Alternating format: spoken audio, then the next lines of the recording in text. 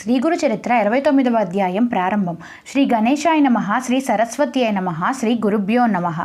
నామధారకుడు సంతోషించి శ్రీగురుడు స్వయంగా భస్మ మహత్యాన్ని ఏమి వివరించారో సెలవీయండి అని కోరారు. అప్పుడు సిద్ధయోగి ఇలా చెప్పారు. త్రివిక్రమ భారతి ఆ ప్రశ్న వేయగానే శ్రీగురుడు సంతోషించి ఇలా వివరించారు. పూర్వం కృతయుగంలో వామదేవుడనే మునీశ్వరుడు జీవన్ముక్తుడై ఆత్మానందంలో తేలియాడుతూ ఉండేవాడు. ఆ ముని జడలు నారబట్టలు ధరించి ఒంటి నిండా విభూది పూసుకొని అక్కడక్కడా సంచరించి చివరకు నిర్మానుష్యంగా ఉన్న క్రౌంచారణ్యంలో నివసించసాగాడు. ఆ అడవిలో ఒక బ్రహ్మరాక్షసుడు కనిపించిన ప్రాణులల్లా చంపి తింటూ ఉండేవాడు. వాడు ఆ మునిని చూసి ఆయనను మింగదలిచి ఆయన మీదకొచ్చాడు. ఆ ముని నిర్లిప్తుడుగా చూస్తూ ఉండిపోయాడు. అతడు చంపడానికై ఆయనను తాకగానే ఆయన శరీరం మీద భస్మం అతడికి అంటుకున్నది. వెంటనే ఆ రాక్షసునికి పూర్వజన్మ స్మృతి కలిగింది. ఈ ప్రపంచంలో ఏదైనా లభిస్తుందేమో కానీ సత్పురుషుల దర్శనం లభించడం ఎంతో కష్టం. అన్ని ఘోరపాపాలు చేసిన ఆ రాక్షసునికి కూడా ఆ ముని యొక్క స్పర్శ తగలగానే అతని హృదయం శాంతించి విశేషమైన జ్ఞానం ఉదయించింది. అతడు ఆ మునిశ్రేష్ఠుని పాదాలపై పడి, గురోత్తమ, నీవు సాక్షాత్తు భగవంతుడవు. మీ కటాక్షం వల్ల నా పాపాలన్నీ తొలగిపోయాయి, నా పాపపు తలంపులన్నీ ఆగిపోయాయి, నన్ను రక్షించు అని వేడుకున్నాడు. అప్పుడు వామదేవ మహర్షి, నీవెవరవు, నీవి అడవిలో ఎందుకున్నావు అని అడిగారు. ఆ రాక్షసుడు నమస్కరించి ఇలా చెప్పాడు. స్వామి, మీ దయ వల్ల నాకు పూర్వజన్మలన్నీ గుర్తుకొచ్చాయి. నాకు 25 జన్మల క్రిందట ఉత్తమమైన జన్మ లభించింది. అప్పుడు నేను దుర్జయుడు అను పేరు గల యవనరాజును. అప్పుడు నేను ఎన్నో పాపాలు చేసి ప్రజలకు ఎన్నో బాధలు కలిగించాను. మదోన్మధుడైన పరస్త్రీలందరినీ చేజెక్కించుకొని మరెందరినో బలాత్కారం చేశాను. తరువాత వారి ముఖమైనా చూసేవాడిని కాదు, వారి గతేమీ పట్టించుకునేవాడిని కాదు. ఒకప్పుడు వాళ్ళందరూ కలిసి నాకు శాపం ఇచ్చారు. అయినా నేను లెక్క చేయక తప్పతాగి ఇంకెందరో భ్రష్టులను చేశాను. చివరకు నాకు క్షయరోగం వచ్చింది. అప్పుడు నన్ను శత్రురాజులు జయించి నా రాజ్యం ఆక్రమించుకున్నారు. అప్పుడు నేను ఎన్నో కష్టాలు పడి చివరకు చనిపోయాను. తరువాత 10,000 సంవత్సరాలు నరకంలో ఘోరమైన బాధలను అనుభవించి తరువాత 100 సంవత్సరాలు పిశాచమై సంచరించాను. తరువాత జన్మలో పులిగా జన్మించాను. తరువాత కొండ చిలువ, తోడేలు, ఊరపంది, కుక్క, నక్క, జింక, కుందేలు, కోతి, గ్రద్ద, కప్ప, కాకి, ఎలుగుబంటి, అడవికోడి, గుడ్డిగాడిద, పిల్లి, కప్ప, తాబేలు, కాకి, చేప, పందికొక్కు, గుడ్లగూబ, ఏనుగు, పిల్లి అనే 24 జన్మలెత్తి 25వ జన్మలో ఈ విధంగా బ్రహ్మరాక్షసునయ్యాను.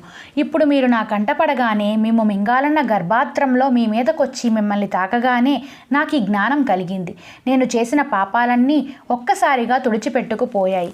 ఇక నాకు జన్మరాహిత్యం ప్రసాదించి రక్షించు. నాకేనాటి పుణ్యమో కించిత్తుండడం వల్ల మీరు నాకు లభించారు. స్పృశించినంత మాత్రానే నాకింత జ్ఞానం ప్రసాదించిన మీరు నిశ్చయంగా పరమేశ్వరులే. కానీ నా వంటి నికృష్టుడికి ఇంతటి జ్ఞానం ఎలా కలిగిందో తెలపండి అని ప్రార్థించాడు. అప్పుడు వామదేవుడు, ఇది నా మహిమ కాదు, నా వంటిపైనున్న భస్మం యొక్క మహిమే. దాని మహత్యం పూర్తిగా తెలుసుకున్న వాడే లేడు. సాక్షాత్తు పరమేశ్వరుడే దాన్ని ధరిస్తూ ఉన్నాడంటే దాని మహిమ వేరే చెప్పాలా? అందుకు ఒక నిదర్శనం చెబుతాను. పూర్వము కర్మభ్రష్టుడు, దురాచారుడు అయిన ఒక ద్రావిడ బ్రాహ్మణుడు ఉండేవాడు. అతడు ఒక సోదశ్రీని చేరదీసినందుకు ఊరంతా అతన్ని వెలవేశారు. చివరికి అతని తల్లిదండ్రులు కూడా అతని దగ్గరకు చేరనివ్వలేదు. క్రమంగా అతడు తాగుడుకు బానిసై అందుకు డబ్బు లేక దొంగతనం చేస్తూ ఉండేవాడు. ఒకనాడు అతడు తప్పతాగి ఆ సుధశ్రీ వద్దకు వెళ్ళగానే అతడు అక్కడ వేరొక ప్రియుడు ఎదురై అతన్ని చితకబాది ఊరి బయట ఒక గోతిలో పారవేశాడు. అతడు కొన ఊపిరితో పడి ఉండగా చూసి శవమనుకొని పక్కనే బుడిదలో పడి ఉన్న ఒక కుక్క పీక్కు తినడానికి వచ్చి అతనిని నకసిక పర్యంతము వాసన చూసింది. అప్పుడు దాని ఒంటి మీద ఉన్న బూడిద కొంచెం అతని తలపై పడింది. కొద్దిసేపట్లో అతనికి అవసాన దశ రాగానే యమదూతలు వచ్చారు. ఇంతలో ఎక్కడి నుంచి వచ్చారో కానీ శివదూతలొచ్చి వాళ్ళను తరిమివేశారు. అప్పుడు యమధర్మరాజు అక్కడకు వచ్చి వారిని కారణం అడిగారు. అప్పుడు ఆ శివకింకరులు ఆ శవంపైనున్న విభూది చూపి, విభూది పూసుకున్న వారందరినీ కైలాసానికి తీసుకురమ్మని మా పరమశివుడు ఆదేశించాడు. భస్మం ధరించిన వారి పాపాలన్నీ నశిస్తాయి అని చెప్పారు. కనుకనే ఓ రాక్షసుడా, నేను భక్తితో విభూది ధరిస్తాను అని వామదేవుడు చెప్పాడు. అప్పుడు ఆ రాక్షసుడు, స్వామి, సాక్షాత్తు మీరు ఆ పరమేశ్వరులే. నా పూర్వపుణ్యలేశం వల్ల మీ దర్శనము, ఈ జ్ఞానము లభించాయి. ఇకనైనా నన్ను ఉద్ధరించు. అంతటి మహత్యం గల ఆయా భస్మాన్ని ఏ విధంగా ధరించాలో వివరించు అని వేడుకున్నారు. వామదేవుడు ఇలా చెప్పాడు. ఒకప్పుడు శివుడు తన గణాలతో కలిసి క్రీడించడానికి మందర పర్వతానికి వచ్చాడు. అచ్చటికి ఇంద్రాది దేవతలు, గంధర్వులు, యక్షులు, కింపురుషులు, సిద్ధులు, సాధ్యులు, వశిష్ఠ, నారదాది ఋషులు, బృహస్పతి మొదలైన వారందరూ చేరారు. అప్పుడు వారి మధ్య సింహాసనం మీద శివుడు కూర్చున్నాడు. కర్పూరకాంతి గల దేహంతో, జడలు, నాగాభరణాలు, చంద్రవంక, సకల ఆయుధాలు ధరించిన ఆయన ఎర్రని వస్త్రాలు ధరించి ఉన్నాడు.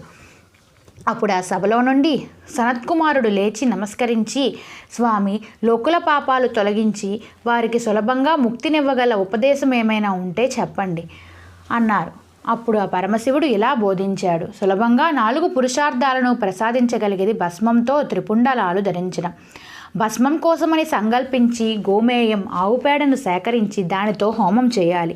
అలా చేయగా వచ్చిన భస్మాన్ని సద్యోజాతం అనే మంత్రంతో చేతిలోకి తీసుకొని అగ్నిరీత్యా అనే మంత్రంతో అభిమంత్రించి మానసోక్త అనే మంత్రం చదువుతూ దానిని బొటనవేలుతో నలిపి త్రయంబకం అని చెప్తూ శిరస్సును ధరించాలి. తర్వాత త్రయాయుషం జమదగ్నే అనే మంత్రాలతో త్రిపుండ్రాలు ధరించాలి. ఆ మూడింటిలో ఏ రేఖ కూడా కనుబొమ్మల కొనలు దాటకూడదు. ఆ రేఖలలో మొదటిది, చివరిది, మధ్యమ, అనామిక అనే వేళ్లతో అద్దుకున్నాక అప్పుడు బొటనవేలితో కుడివైపు నుండి ఎడమ పక్కకు మధ్య రేఖ దిద్దుకోవాలి. వీటిలో మొదటి రేఖకు అకార వర్ణము, గర్హపత్యాగ్ని భూతత్వం రజోగుణము, ఋగ్వేదం కృతాశక్తి ప్రాతఃసదనము బ్రహ్మదేవత, రెండవ రేఖకు ఉకార వర్ణము, దక్షిణాగ్రి ఆకాశతత్వము, యజుర్వేదం మాద్యందినిక సనకములకు సంకేతము ఇచ్ఛాశక్తి, విష్ణుదేవతకు చిహ్నం, మూడవ రేఖకు మకారము, అహవనీయాగ్ని సత్వగుణము, జ్ఞానశక్తి, తృతీయ సవనము, శివునికి సంకేతము. ఇలా భావించి త్రిపుండ్రము ధరించాలి. ఈ రీతిన భస్మం ధరించిన ముముక్షువులకు ముక్తి లభిస్తుంది. మిగిలిన వారందరికీ వారు కోరిన పురుషార్థాలు లభిస్తాయి. కనుక 4 ఆశ్రమాలకు చెందిన వారు భస్మం ధరించాలి. దానివల్ల పాపాలు నశించి పుణ్యం చేకూరుతుంది.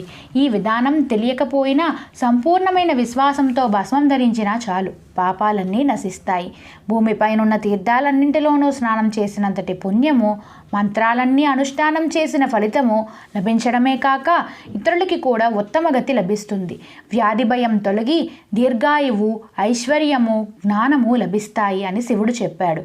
కనుక ఓ రాక్షసుడా, ఈ భస్మం వల్లే నీకిట్టి జ్ఞానం కలిగింది అని చెప్పి కొంచెం భస్మం మంత్రించి వామదేవ మహర్షి ఆ రాక్షసుడికి ప్రసాదించాడు. దానిని ధరించిన ఆ రాక్షసుడు ముక్తుడై మహర్షికి ప్రదక్షిణము, నమస్కారము చేసి స్వర్గానికి వెళ్ళిపోయాడు.